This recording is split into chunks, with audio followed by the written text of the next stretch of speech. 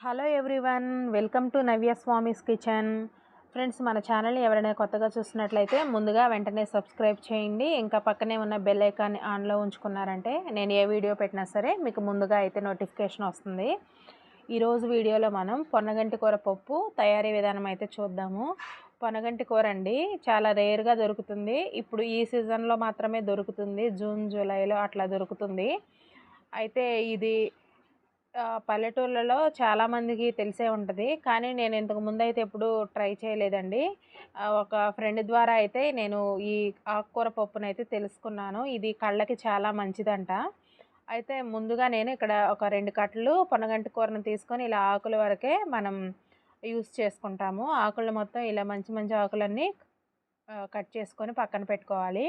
తర్వాత కుక్కర్ గిన్నెలో ఒక ఫుల్ కప్పు, మీరు ఏ కప్‌తోనైనా ఎంత కావాలంటే అంత పప్పు తీసుకొని శుభ్రంగా కడిగేసేసి ఇలా ఆ పప్పులోకి సరిపడినన్ని నీళ్లు పోసుకొని అందులో ఒక స్పూన్ వరకు పసుపు, అలాగే మీ రుచికి సరిపడినంత కారము ఒక 2 టీ స్పూన్లు.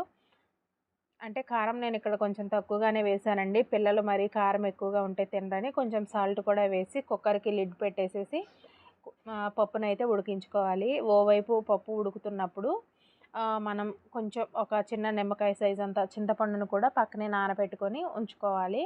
చూడండి, తర్వాత చింతపండు నానుతూ ఉంటుంది. ఈలోపు పప్పు అయితే మొత్తం ఉడికిపోయిందండి. చూడండి, ఇలా మెత్తగా పప్పు అంతా ఉడికిపోయిన తర్వాత ముందుగా నానిన చింతపండు రసాన్ని అయితే వేసుకోవాలి. వేసుకొని ఇది మొత్తం ఒకసారి బాగా కలుపుకోవాలి. కలుపుకున్న తర్వాత పప్పు బాగా థిక్‌గా ఉంటే కొంచెం వాటర్ యాడ్ చేసుకొని కొంచెం లూజ్‌గా, అంటే మరీ గట్టిగా లేకుండా కొంచెం పప్పు కన్సిస్టెన్సీలోకి వచ్చేంత వరకు వీడియోలో చూపించిన విధంగా ఈ విధంగా అయితే పప్పుని ప్రిపేర్ చేసుకొని పక్కన పెట్టుకోవాలి. తర్వాత మళ్ళీ తాలింపు కోసం పప్పులోకి పోపు ప్రిపేర్ చేసుకోవడానికి మళ్ళీ స్టవ్ పై ప్యాన్ పెట్టి పోపు కోసం 2 టీ స్పూన్ల వరకు ఆయిల్ వేసుకొని ఆయిల్ వేడయ్యాక ఇందులో జీలకర్ర, ఆవాలు, తాలింపు దినుసులన్నీ వేసుకోవాలి. ఈ వేగుతున్నప్పుడు కొంచెం 2 ఎండుమిరపకాయలు, 2 పచ్చిమిరపకాయలు, అలాగే దంచుకున్న వెల్లుల్లిపాయలు, అలాగే ఒక చిన్న ఉల్లిపాయ వేసుకొని వేయించుకోవాలి. ఉల్లిపాయని పప్పు ఉడికేటప్పుడైనా వేసుకోవచ్చండి, లేదంటే ఇలా తాలింపులోనైనా వేసుకోవచ్చు. ఖచ్చితంగా ఇలానే చేయాలి అని ఏం లేదు, ఎలా అయినా వేసుకోవచ్చు. ఇలా ఉల్లిపాయ కూడా బ్రౌన్ కలర్లోకి వచ్చిన తర్వాత ఇప్పుడు మనం పొనగంటి కూరని శుభ్రం చేసుకొని ఇలా వేసుకోవాలి. ఈ ఆకుని తాలింపులోనే మగ్గించుకోవాలండి. మనం కొన్ని ఆకుకూర పప్పులు డైరెక్ట్గా పప్పులోనే వేసి ఉడికిస్తాం కదా, కానీ ఈ పప్పునైతే నాకు మా ఫ్రెండ్ ఇలాగ చెప్పిందనమాట, తాలింపులో వేసుకొని మగ్గించుకోవాలంట. ఇది సెకండ్ టైం అండి. ఈ వీడియో కోసం అయితే నేను ఈ పప్పు చేశాను. ఆల్రెడీ ఫస్ట్ టైం ఒకసారి చేసినప్పుడు బాగా కుదిరింది. సెకండ్ టైం కూడా చాలా బాగా వచ్చింది. అయితే ఈ వీడియో ద్వారా మీకైతే ఈ రెసిపీని, అంటే చాలామందికి తెలిసేమో, నేనే కొత్తగా తెలుసుకున్నానని ఈ వీడియో అయితే మన ఛానల్లో పోస్ట్ చేస్తున్నాను. ఇలా మూత పెడుతూ 2, 3 సార్లు కదుపుకుంటూ మొత్తం ఫైనల్‌గా అయితే ఆకుకూరని ఇలా మగ్గించుకోవాలి, పొనగంటి కూరని.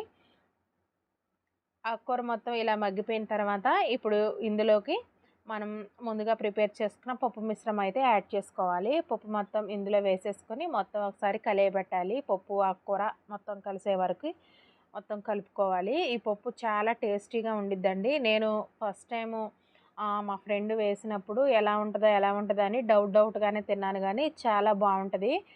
పిల్లలు కూడా చాలా ఇష్టంగా తింటారు. ఇంకా లంచ్ బాక్స్‌లకు కూడా ఇప్పుడు స్కూల్ టైమ్స్ కదా, చాలా ఈజీగా, క్విక్‌గా అయితే మనం ప్రిపేర్ చేసుకోవచ్చు. కొంచెం సేపు కొద్దిగా పప్పు దగ్గర పడేంత వరకు ఉడికించుకొని ఫైనల్‌గా స్టవ్ ఆఫ్ చేసుకోవడమే. Thank you.